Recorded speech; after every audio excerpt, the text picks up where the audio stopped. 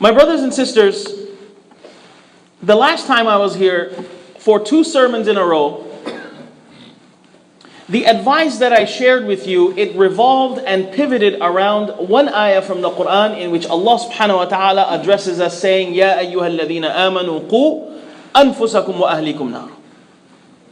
O you who believe, save yourselves and your families from nara, from a fire. I shared with you in the course of those 2 sermons how Allah subhanahu wa ta'ala, particularly in this ayah, paints a very frightening picture of the fire of hell. Allah talks about the characteristics and the nature of this fire and shares with us how this fire is managed. I shared with you the importance of protecting ourselves and our families from being afflicted and burned from the fire that Allah subhanahu wa ta'ala has prepared in the hereafter, and to prioritize the importance of things before we reach the hereafter. Just as we protect our families, our children, from the harms and inconveniences of this world, the higher priority should be given to help save them and protect them from the displeasure of Allah subhanahu wa ta'ala that manifests in this same fire that Allah subhanahu wa ta'ala is talking about. So last time I shared with you what Allah subhanahu wa ta'ala wants us to protect ourselves and our families from. And that is now.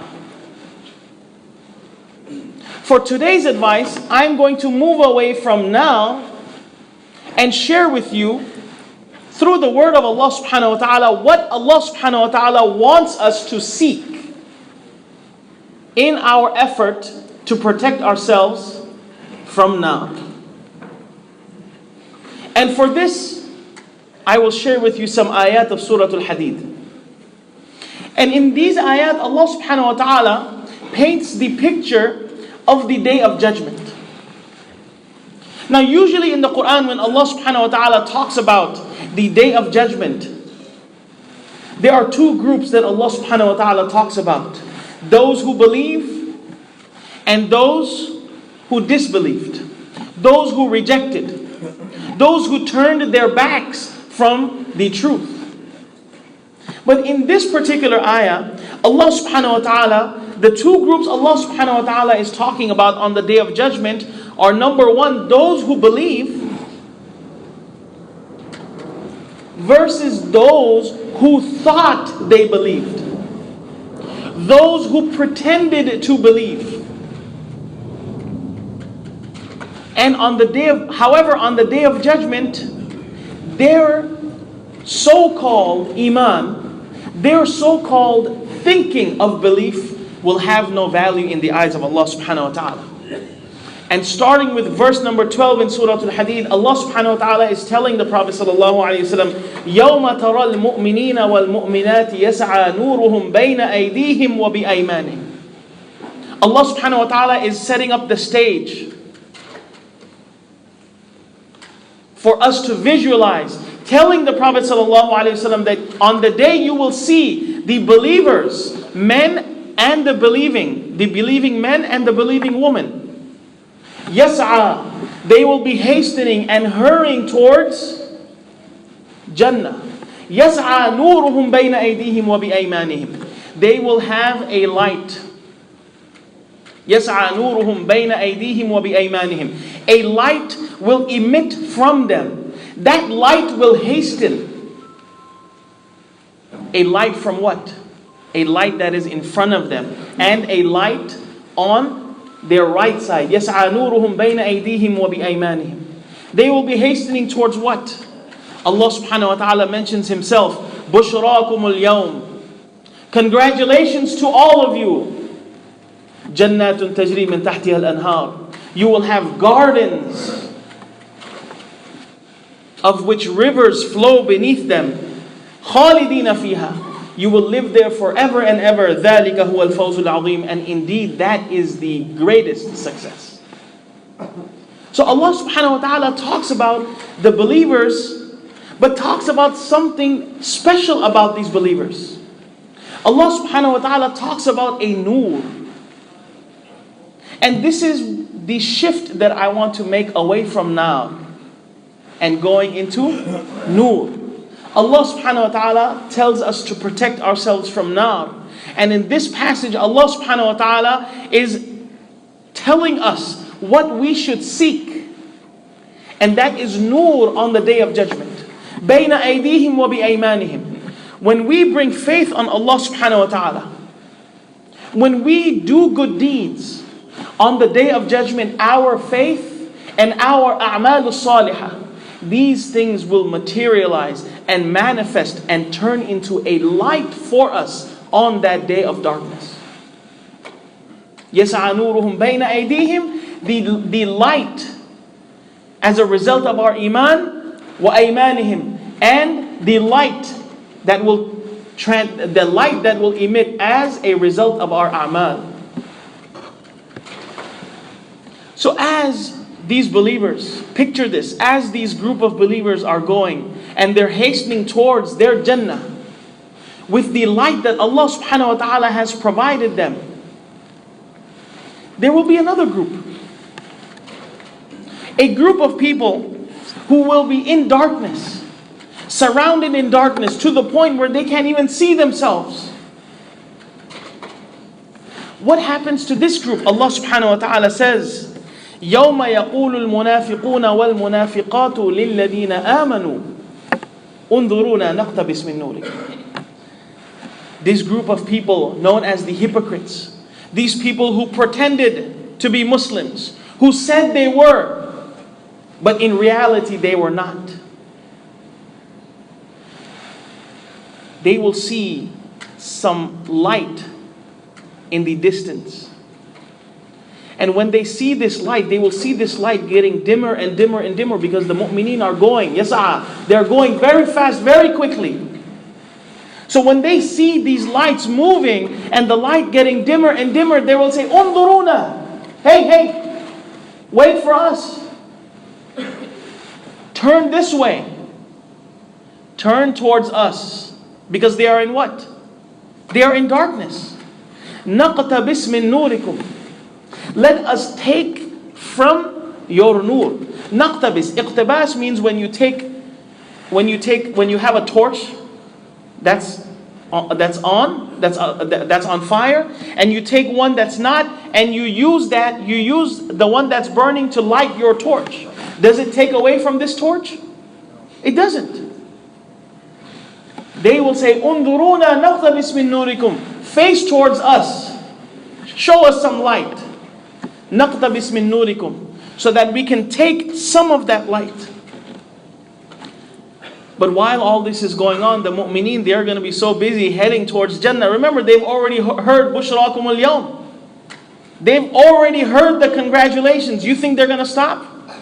No. قِيلَ ارْجِعُوا وَرَاءَكُمْ. They will not even be given their respect to be addressed directly. A voice will be made, ارْجِعُوا وَرَاءَكُمْ. Look back, فَالْتَمِسُوا نُورًا. Go behind you and look for light. The believers are mocking the munafiqeen. Go back where? Go back to the earth. Go back to earth and find your light. Because the only light that will help us on the day of judgment is the light, is the nur that we accumulate in this world. If a person finds himself on the day of judgment without any light, you're not getting any light. All the light is accumulated through our iman and through our a'mal. The nur that will help us on the day of judgment. قِيلَ ارْجِعُوا وَرَاءَكُمْ فَالْتَمِسُوا نُورًا. They will not even care. Because this is what the day of judgment is. This is a day when there will be no ties, there will be no relationships, there will be no such thing as, oh, you know what, you're my mother, you're my father. No, يَوْمَ يَفِرُّ الْمَرْءُ مِنْ أَخِيهِ. A person will run away from their brother, from their mother, from their father, from their son, from their wife. تَقَطَّعَتْ بِهِمُ الْأَسْبَابِ. All ties, all relationships will be severed on that day. It will be every man for themselves and every woman for themselves. This is what the day of judgment is. So they will tell them, "Irji'u wara'akum faltamisu nura." You go back and look for that light. So, out of desperation, this group of people who pretended to be Muslims, they will start hastening towards that light. They see the light going further and further away, dimming more and more. They will start heading towards that.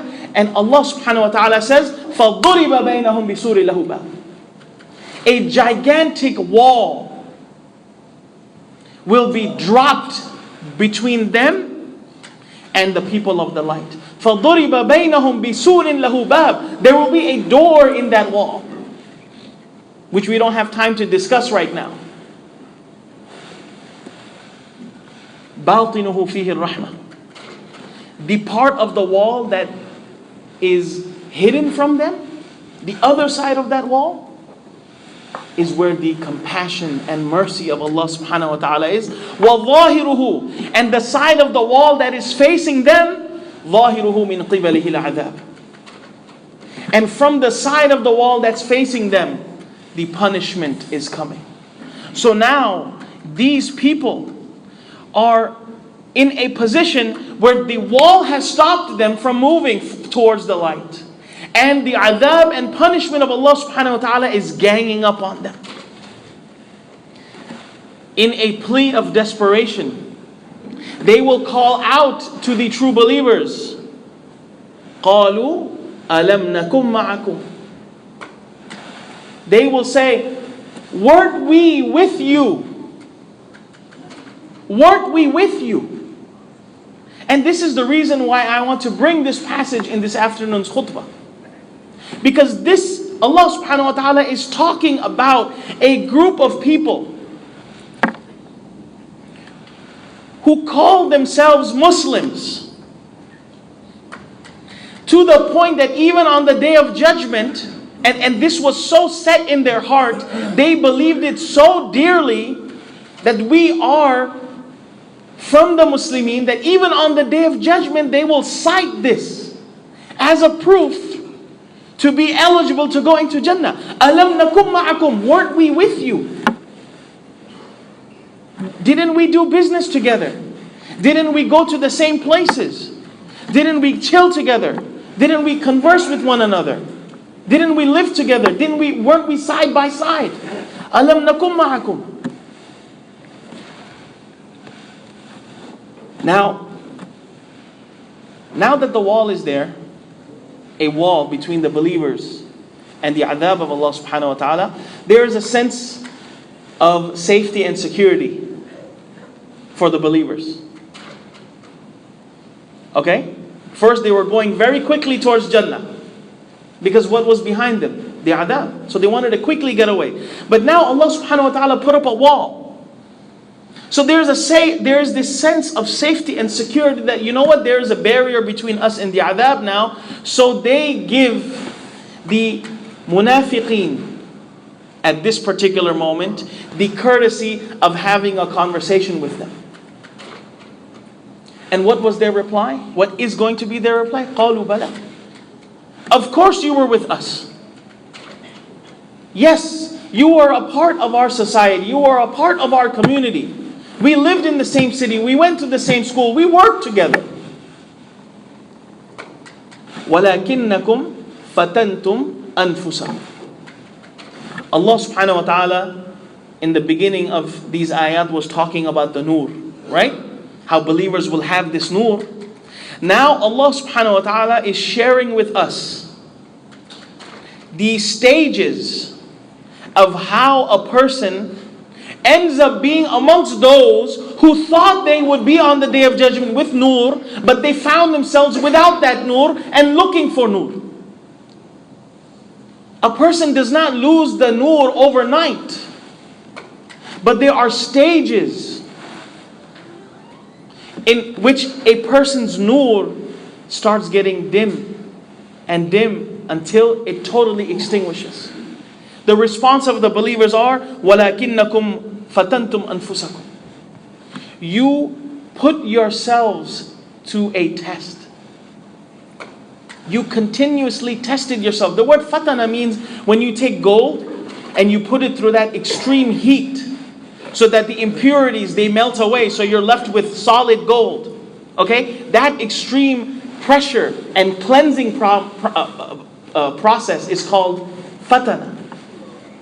So the believers are saying you kept on testing your faith. In other words, you kept on putting yourself in an environment, in an atmosphere, around people, around things that were constantly testing your faith. You deliberately put your faith on the line by being associated with sin, by being associated with sinners. وَلَكِنَّكُمْ فَتَنْتُمْ أَنفُسَكُمْ. Deliberately put yourself in that test. In the beginning, it doesn't feel like much. In the beginning, when you first surround yourself in a bad environment, it hurts you. Right? Like the first time anyone experiences someone who's a smoker, and that person smokes in front of you, what's your first initial reaction? Oh my God, what is this? You start coughing. It stinks. You hate it. But then what happens? When you're constantly with that person and surrounded by that person, 1 year from that day, now you're a smoker. And now that becomes your oxygen. For example, let's get away from smoke. If you're in a household that cooks a lot, for example, a desi house, where the house constantly smells like baharat and onions, right? And imagine you call a non-desi into your house and they walk in, whoa! They feel like the house is contaminated, right? They feel like it is a biohazard. But what happens eventually after a couple hours? It just becomes oxygen. This is the consequence of putting yourself in an unfavorable situation for your iman. That when you keep on testing yourself, putting yourself in that situation, you become desensitized. You become desensitized. In the beginning, at first, when you hear or see or experience a business that is involved in haram, and you have no choice, your car can't reach the next gas station, so you have to fill up here. Your first response is, oh my God, astaghfirullah, what is this? But what happens over time? What happens over time? Oh, the gas is cheaper here. And you keep on going in and out, in and out, in and out, in and out. And what happens? You become desensitized. And then what becomes your remark? Oh, all the Muslims are selling liquor. What else is different? You understand where I'm coming from? وَلَكِنَّكُمْ فَتَنْتُمْ أَنفُسَكُمْ. When you are constantly exposed to sin, you become desensitized. You become used to it. And this is the first stage of losing the nur from Allah subhanahu wa ta'ala, is when things look normal and seem normal to you. Oh, this is how all the sisters dress. This is how all the girls dress. There's nothing wrong with it because everyone is doing it. This happens over time. And then you have to reach a point where you have to get yourself out of that situation. And if you get yourself out of that situation, then you have saved your nur. But what is the second stage of losing the nur? وَتَرَبَّصْتُمْ وَلَكِنَّكُمْ فَتَنْتُمْ أَنفُسَكُمْ وَتَرَبَّصْتُمْ. And you procrastinated. You procrastinated. You know what? Let it ride by this semester. Yes, I have some bad friends. You know what? I'll get away from it next semester. You know what? I'm dealing with this business. Let me bank this year, and inshallah, you know what? I can get out of it whenever I can. I can quit weed whenever I want. I'm not addicted to it. I'm not addicted to drugs. I can quit whenever I want. I can close this business whenever I want. You know what? Let Ramadan come around, I'll do tawbah and I'll pull myself out of this. Or let me go for Hajj, and when I come back from Hajj, I am going to be clear. I promise you, God. So when you put yourself in a situation where you keep on delaying it, keep on delaying your U-turn towards Allah subhanahu wa ta'ala, when you don't take the action today and you leave it for tomorrow, thinking that you're going to live that long, this is the second stage of losing the nur from Allah subhanahu wa ta'ala. وَلَكِنَّكُمْ فَتَنْتُمْ أَنفُسَكُمْ وَتَرَبَّصْتُمْ. And then the third stage, okay, so you're doing haram. You're surrounded by haram. You have been desensitized. And now, you will figure out when you're going to do tawbah. You know what? They're kids. Let them have fun. They'll come around. This attitude leads to what? Okay. Still a part of your heart will say, you know what? This is wrong. This is wrong. But shaitan will start playing his cards and he will start telling you, man, why are you feeling bad? The only reason you are feeling bad is because Islam tells you these things are wrong. Islam says you can't do this, you can't do this, you can't be this. All of these things. So what shaitan tries to do, he starts putting doubts in your mind. He starts planting the seeds of doubt that, you know what? Let me just live my life. Who cares about Islam? Start making excuses. And this is the unfortunate thing. You know, it was one brother shared with me. It's so funny. Oh, brother, it's beer, it's not liquor. I found that funny. I know I haven't heard that the first time, but it sounded really funny. So when a person can't or does not want to follow deen, they start looking for excuses and ways to pull these things out. Rather than saying, you know what, I'm bad, that's it. I'm a sinner. But to justify things. This is why Allah subhanahu wa ta'ala says, يُضِلُّ بِهِ كَثِيرًا وَيَهْدِي بِهِ كَثِيرًا. The same Quran is a source of guidance. The same Quran for people who do not want to accept the guidance will be a source of misguidance.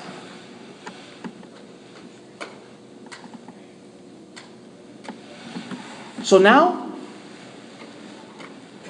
a person starts making up excuses. وَتَرَبَّصْتُمْ وَارْتَبْتُمْ. And you started doubting.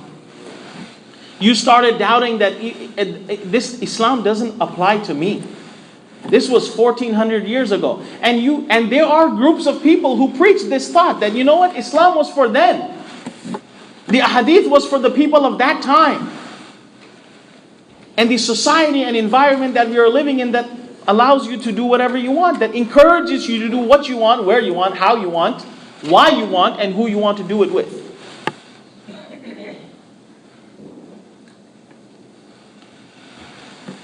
So inshallah, next week we will go on to the next steps of how a person loses and furthers themselves from the nur of Allah subhanahu wa ta'ala. And look at the connection between nar and nur. The further you are away from nur, the closer you are to nar. And the further you are from nar, the closer you are to nur. So we ask Allah subhanahu wa ta'ala to make us amongst those who have nur on the day of judgment. We ask Allah subhanahu wa ta'ala to make us amongst those who are protected from the nar in the hereafter. أقول قولي هذا وأستغفر الله لي ولكم ولسائر المسلمين.